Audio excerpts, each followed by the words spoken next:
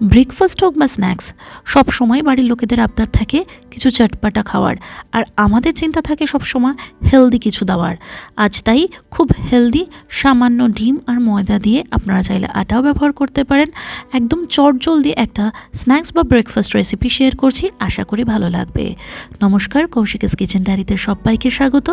চলুন তাহলে দেখে নিই আমার আজকের রেসিপি। প্রথমেই একটা ব্যাটার বানাবো, তাই একটা বড় বাটিতে নিয়ে নিয়েছি 1 কাপ ময়দা। আপনারা আটা বা ময়দা যে কোনো কিছু দিয়ে কিন্তু এটা বানাতে পারেন। দিয়ে দিলাম পরিমাণ মতো নুন, আর দিয়ে দেব 1 টিস্পুন সাদা তেল। সব কিছু ভালোভাবে মিশিয়ে নিয়ে এর মধ্যে অল্প অল্প জল দিয়ে একটা ব্যাটার বানাবো, যেটা না খুব ঘন হবে না খুব পাতলা হবে, আর খেয়াল রাখতে হবে তাতে যেন কোনো দানা বেঁধে না থাকে। দেখুন ব্যাটারটা কিন্তু আমার একদম রেডি হয়ে গেছে। এবার এটাকে সরিয়ে রেখে দিয়ে বাকি আমি প্রিপারেশনটা সেরে নেব।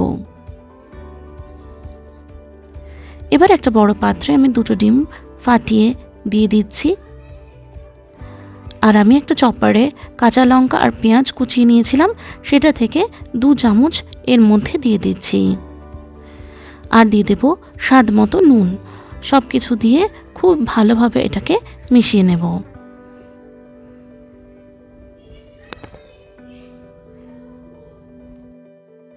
এবার চলে যাচ্ছি ক্রেপগুলো বানাতে। দেখুন এখানে আমি একটা তাওয়া গরম করে নিয়ে তার মধ্যে সাদা তেল ব্রাশ করে নিচ্ছি। তারপরে সেই ব্যাটার থেকে 1.5 হাতা মতো এর মধ্যে দিয়ে একটু স্প্রেড করে দিচ্ছি। মোটামুটি গোলাকার একটা শেপ দেওয়ার চেষ্টা করছি। উপরটা দেখেই বোঝা যাচ্ছে একটা দিক হয়ে গেছে, তখন আর একটা দিকও আমি এটাকে ভালোভাবে সেঁকে নেব। খেয়াল রাখবেন একটু উল্টে পাল্টে ভেজে নেবেন, কারণ এরপর কিন্তু এটাকে খুব বেশি আমরা সেঁকবো না বা কুক করব না, তাই জন্য এই সময় ভালোভাবে কুক করে নিতে হবে, যেন ময়দার কাঁচা ভাবটা না থাকে। ক্রেপটা রেডি হয়ে গেছে। এবার এটাকে তুলে নিয়ে এর মধ্যে আবারও তেল আমি ব্রাশ করে নিচ্ছি। এখানে কিন্তু খুব সামান্যই তেল ব্যবহার করছি, তাই বুঝতেই পারছেন এটা কিন্তু খুব হেলদি। দেখুন এর মধ্যে আমি দিয়ে দিয়েছি সেই আগে থেকে বানিয়ে রাখা ডিমের গোলাটা। আর খেয়াল রাখবেন যে সাইজের গোলা রুটি বা ক্রেপটা আপনি বানিয়েছেন সেই সাইজেরই কিন্তু এটা হতে হবে, মানে এই ডিমের যেটা অমলেটের মতো বানাচ্ছি সেটা। একটু কুক হয়ে গেলে এর উপরেই আমি দিয়ে দেব আগে থেকে বানিয়ে রাখা ক্রেপটা, দিয়ে এটাকে আবার 2 পিঠ ভালোভাবে সেঁকে নেব।